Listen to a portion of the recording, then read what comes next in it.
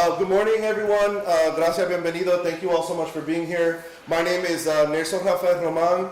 I am the Executive Director here of Nueva Esperanza Incorporated. I just want to acknowledge that I'm joined here today, and he's going to be saying a few words by Holyoke's Mayor Alex Morse, our Ward 4 City Councilor Josie Valentin, and from Springfield, and one of the cohort members, Springfield City Councilor Adam Gomez. I'm also joined by Mujeres de la Vanguardia and the New North Citizens Center, that's also one of our collaborators in this project, and the South Holyoke Neighborhood Association, Carmen and Jerry, who are president and vice president.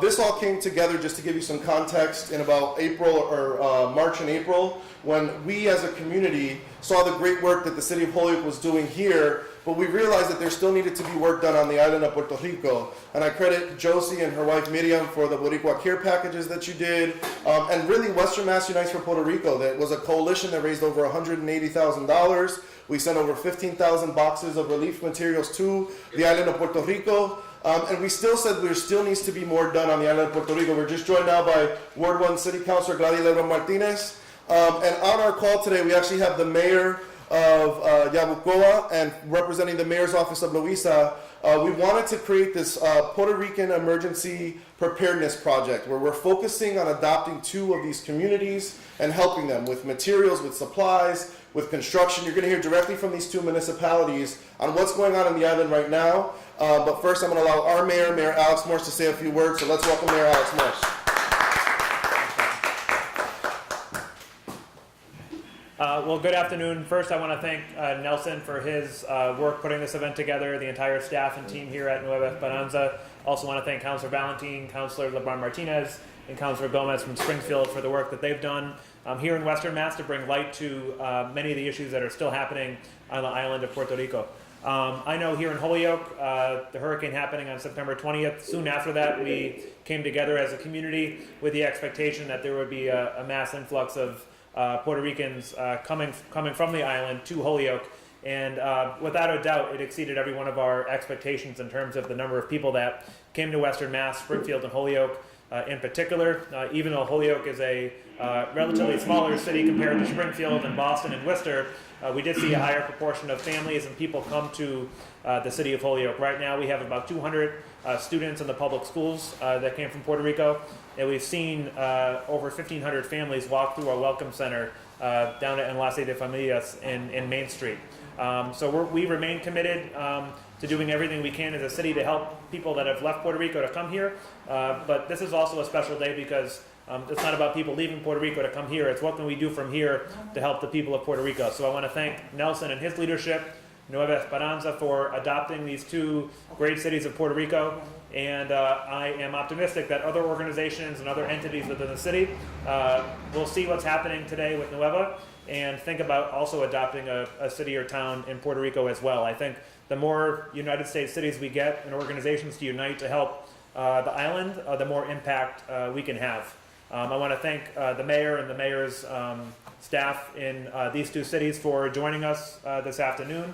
We do have great relationships with both the mayor of San Juan and the mayor of Salinas. Both have spent time here in Holyoke, and please know that both of you are more than welcome to Holyoke at any point or opportunity. But thanks again to Nelson, everyone here for their advocacy, and I look forward to a brief conversation about how we can continue to partner in the coming months and hopefully help as many people as possible. Thank you all for being here. I just lost a family member in Puerto Rico, unable to go through the burial process, and I think most of the family in Puerto Rico has experienced that. I have been working diligently since September 30th in La Causa for Puerto Rico, for the cause of Puerto Rico. I think we still need to continue, and that's what precipitated me to be part of this project. I think we need to prepare because now we have the tropical storms forming again, and we don't want to be caught up locally because this had affected. I'm also a school committee woman for the city of Springfield, and this had affected us tremendously. We had to deal with no budget at all. We have over 700 families in the school system, and we had to work with whatever we had financially. So I think this is a great project, not only because of the recollecting of the material and the fundraising, but it brings awareness that we already are going to enter into a tropical storm, saying it could convert into a hurricane, what are we going to do? My question raised through this project is, what's going to happen? We still have a crisis, and what will be happening if we don't stabilize ourselves or organize, because we cannot control what's going to happen, but we could be prepared what would to be happen. So I think that's why I'm here today. I also have Carmen Santana for the North End Community Organization as well. So it's grassroots organizations that the community asking for those questions, and I think this project will probably deliver some of them. Thank you very much. It's not a secret that it's hurricane season. We're about almost a year into Hurricane Irma, Hurricane Maria.